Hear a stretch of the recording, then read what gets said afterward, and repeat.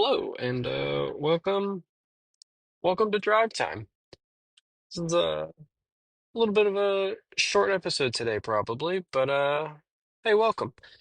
This is my daily-ish show where I use the time I have from commuting, from dropping my kid off to school, and me going to the train station to start my actual work day to talk to you about. I mean, honestly, who the hell knows? It's always a toss-up. T Today's episode is kind of a little bit about my time at PAX, and just some general feelings I had about the trip itself. I'm in the Boston area, so it's it was mostly just a ride on a train for me. But it was a cool time. I enjoyed walking around the show floor for the first time.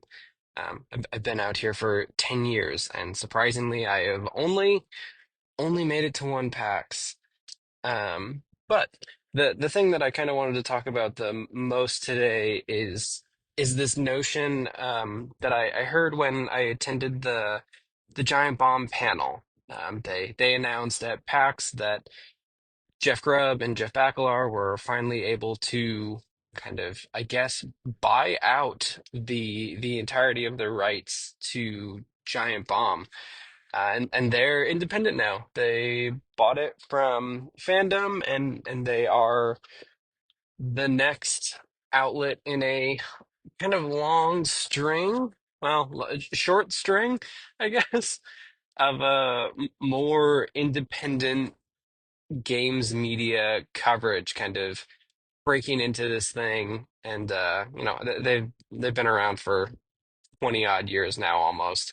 Um but it's kind of nice to see them letting go of the corporate owners that even here on Tuesday you can see. I mean, they just posted their first quick look in God knows how long. I feel like a lot of the way that the games media has been going has been kind of, the way that most things have been going, really, where it's this line must go up in exponential kind of way. So it just means that shit like the quick look is, going the way of the dodo. That doesn't bring in all of the money because, you got to spend your time being in meetings and doing all the other stuff. So it's nice to see them kind of go indie at this point, and I hope it goes well for them. One of the big things that popped out of that PAX talk, though, that I was super excited to see them go independent. I think that the future of games coverage ends up being more independent. I think we see kind of just post-ish pandemic how the landscape has really changed. Like the economics of running a games website has kind of never been more difficult, it seems, or at least like not more fraught than it is now. Um, and so I think going independent, except for the very few cases where, Schreier is at Bloomberg, and hopefully that stays going, and you have sites like IGN that are still kicking around, but you know, there's not that many left with Polygon and Valnet, that whole thing happening. But I think the big thing that came from that talk at PAX from the Giant Bomb folks is this notion that Grubb said that man, it like hits really hard. I like the sentiment a lot, and I really hope that this plays out because in my mind it makes sense that it will. But he said up on the stage that the the concept of there being competition in the games media coverage situation, it's just not true. And it maybe never was, like when all of the ad dollars were flying around in the early 2000s, that was the case. You were competing for ad dollars and kind of PR contacts and stuff. But now like most of these places are independent, like more independent outlets are popping up. And like especially as a person who is trying to run one of those independent outlets, hearing this idea that, hey, we're kind of all in this together now. Like they're axing the jobs like crazy, that, was selling off one of the like pillars of games reporting. And as take whatever you feel about Polygon, but like the fact that that thing was around and from all reports it seems profitable, it was like something to point to and say, hell yeah, like this can be done. Like it can be owned by a news organization. They can like pay writers to do good work and get it out there, and then to just wholesale sell that off to Valnet, I mean, content mill, I guess, is like the best you can say about it.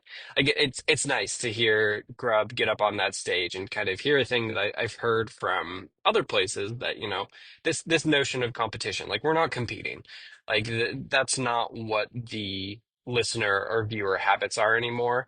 I mean, I am Giant Bomb subscriber. I listen to Remap. I read Aftermath. I watch Nextlander.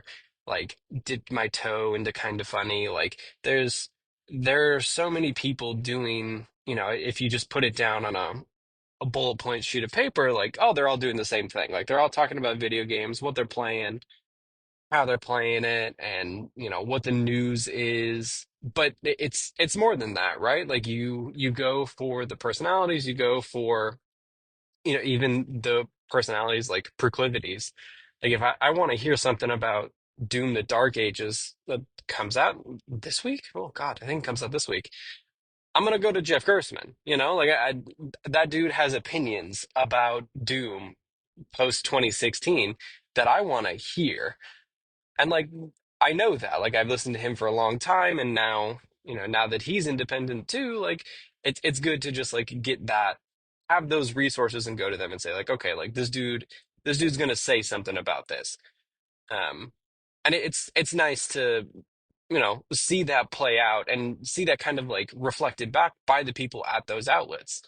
Um and it means that whatever kind of like frustration and also hope I have for 70% complete being a thing in the world, like it means that, okay, I don't have to be as concerned that as more outlets like this go, like Giant Bomb going independent and making their fee structure be $10 or $100 a year, like that's not taking $3 out of my pocket that would have been spent elsewhere.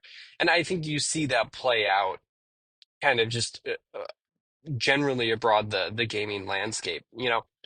A bunch of these podcasts and like video shows and everything, they have that little ticker on the bottom that will kind of show patron names or like usernames who have subscribed at like a certain dollar tier. They're like the higher dollar tiers. And you see those names and they stay there for month after month after month. And they're on multiple versions of this. It's weird to have this. It's weird to have a parasocial relationship with a podcast creator or like a video personality that I've watched for a long time.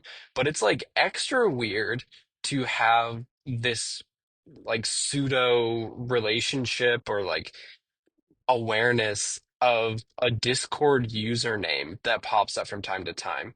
And like I will listen to one of my favorite like F1 podcasts, and they do like there's a cadence to how they say all of the like super backers from their Patreon.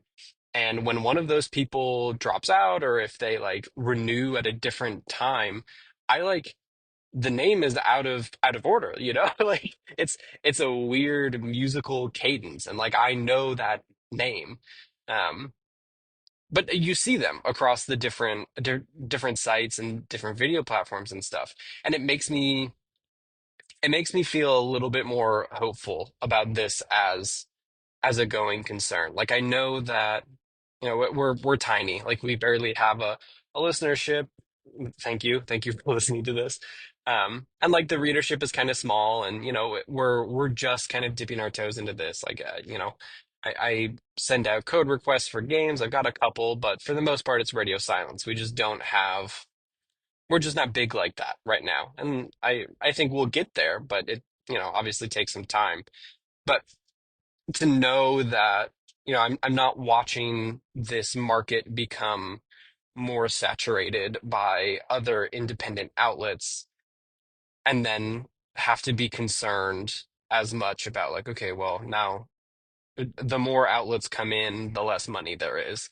Because like I just really don't think that that's how it works anymore. And I agree. I think this idea of competition is like not really, it's not a thing in the same way. And the thing that I think most about is, and man, I really can't remember his name. But he used to be the editor-in-chief of Wired. Um, his last name's Kelly, maybe. Um, and he had this notion that he wrote about, and it's called the 1,000 True Fans.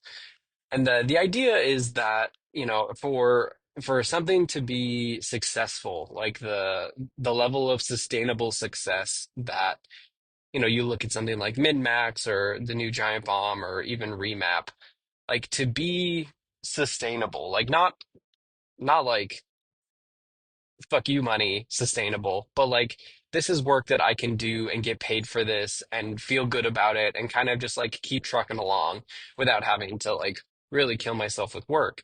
And the notion is that you should have, it takes like 1,000 true fans to do that. Like 1,000 people who, no matter what, are going to show up for you and support you and either, be in the chat, talking to people, sharing your articles, buying your products, subscribing to your stuff. Takes 1,000 people.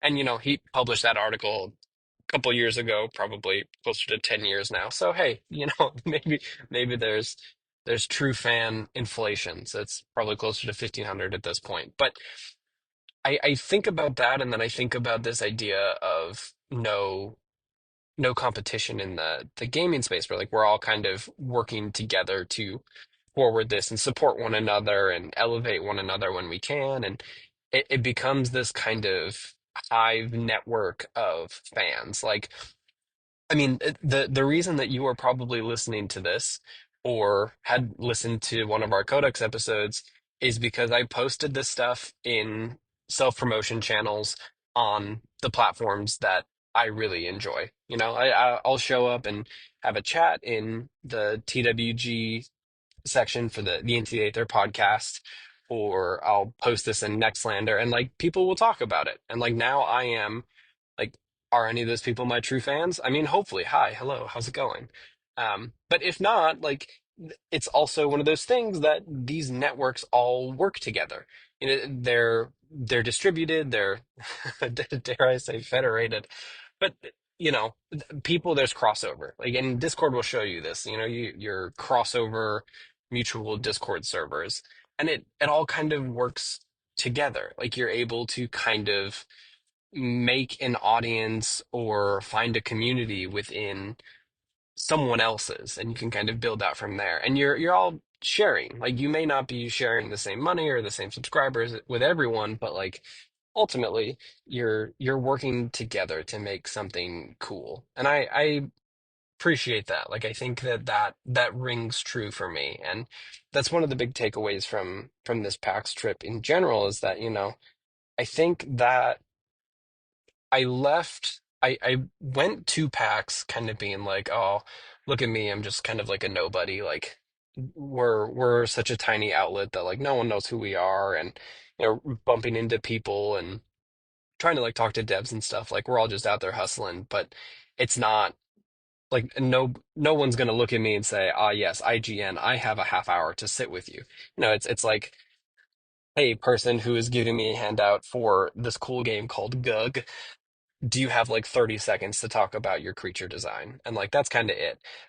And then when I left that PAX talk, the giant bomb panel, and then kind of walked around and had a nice long chat with a journalist that I ran into, it just became this thing where it's like, no, dude, like I'm here, I'm doing this. And like this notion of no competition in games media and the idea that like we all need to work together and hold one another up, especially in this like really fucked up time, it like it makes sense and it makes me feel probably more hopeful than I should for running such a small thing in an industry that seems to not give a shit about small outlets at all.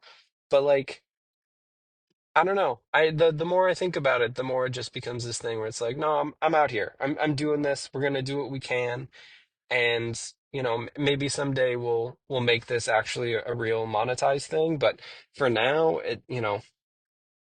I feel good about what we're doing, and I think that we're on the right track. And it's nice to know that, you know, I think I went to the Remap meetup to just chat with Rob Zachney, Patrick Klepek, and Gia Contreras, and it was just a normal chill time, just hanging out and trying to have a conversation with someone that you have a weird parasocial relationship with.